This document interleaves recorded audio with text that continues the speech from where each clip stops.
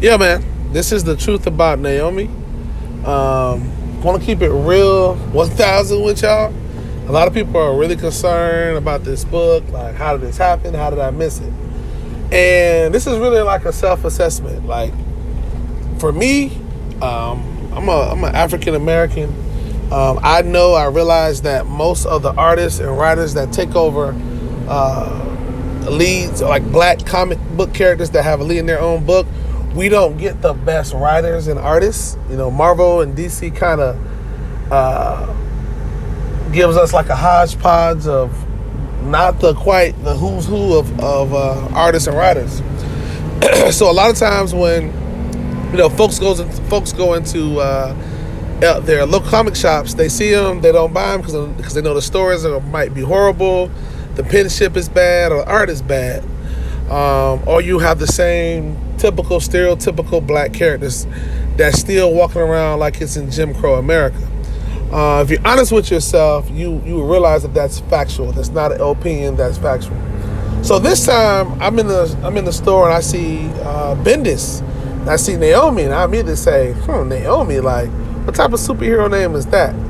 But I say, hey, she's a black character. Let me pick up, let me support Bendis. I love what he did with Riri. I love what he did with Miles. Currently, she's the only DC character, probably within the last decade, that's had her black character that has had her own book that she's leading in, that DC or Marvel even cared to write. And you only have about 4 black superheroes in DC Universe that's mainstream. You got Bumblebee, you got Vixen, you got Rocket, and now you got Naomi. I dare you to name another set of 4 that are mainstream, because it's just there aren't any. So I appreciate Bendis using his white privilege to put this at the forefront. But the reason why the books did so well is clearly because of racism in America. And when people hear me say that, they get upset. They're like, oh, he's using a race card, woo, woo, woo. And that's a lot of, I don't have a problem with white people, but I have a problem with white supremacy. And that's what they use to shield themselves when the word racism is used. They like to throw out the race card to say, oh, you're being overzealous and you're just an angry black guy. No, you're just probably either the KKK racist or you're the inverted racist. The KKK racist is Confederate flag. They want it to be the Donald Trump America. But the inverted racist can't put 2 and 2 together. But they can care less about how people feel and things that other races go through. They're making a lot of assumptions. One of the big assumptions was made. Bendis did Action Comics 102. There was a black female on the cover that Superman saved. You just assume because she was black and Naomi was black that I guess it was all pinned together. Black people like fried chicken and watermelon. Or the monkey on the T-shirt by Gucci. I didn't think that would bother anybody by me doing that. They're not socially and culturally conscious of other cultures, because to them it's white culture. That's why I don't like white supremacy. So when an average white guy goes into a store, he sees a black superhero, a black comic book character, he assumes that it's either bad writing or art, or he assumes that, hey, it's just not, this is something probably for black people. When you see, they don't see themselves as the character. And that happens in the black community a lot.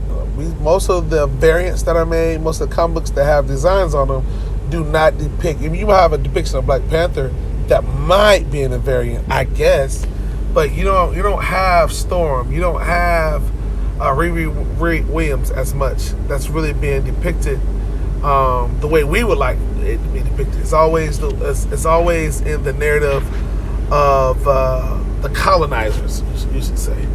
But again, I appreciate Marvel, I appreciate DC, appreciate Bendis for doing this.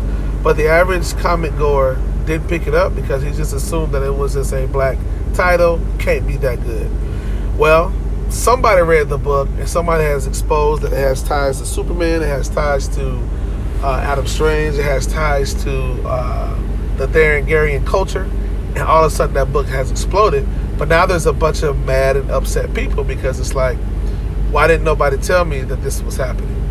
Well, I mean, you can read previews, but you never would have thought that this book would jump, Cosmic Ghost Rider. You never thought this would jump. It's about to jump Spider-Gwen. I give it the rest of this year, this is going to be a $500 book.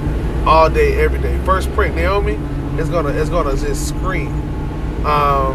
So I would just say, man, to prevent this from happening in the future, like, you see a black book that's especially DC or Marvel, thumb through it, man. Take a look. Don't just assume because it's black, it's low grade, or it's, social justice. That's what comic gators hate. They don't want the world to reflect, what's really going on in America, what's really bad about America. They want it, they want it to just, hey, black people, just be thankful that you're here. Be thankful that you're sidekicks. Be thankful that you're our partners in our country, in our America. They don't care about representation. One thing I will say is that in America, this place has been colonized and terraformed to just reflect a status quo. And if that status quo isn't met, then a lot of people, flip out their lip and like, what's going on here? That's exactly what happened to Naomi. Now it's hot, and now you can't get your hand on the first print without paying top dollar.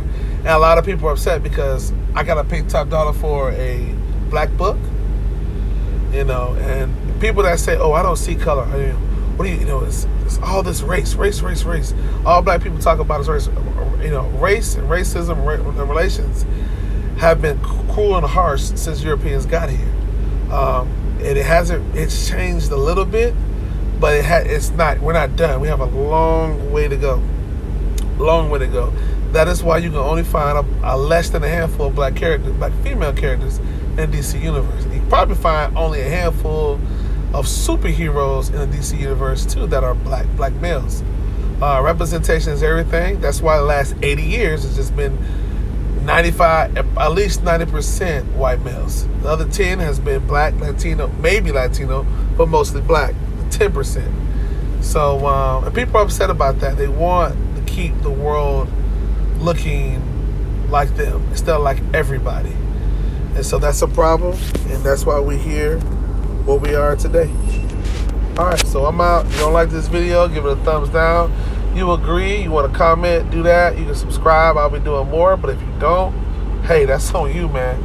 I'll be trying to keep up with these videos, a little bit more speculation from more of an urban perspective, because that's important.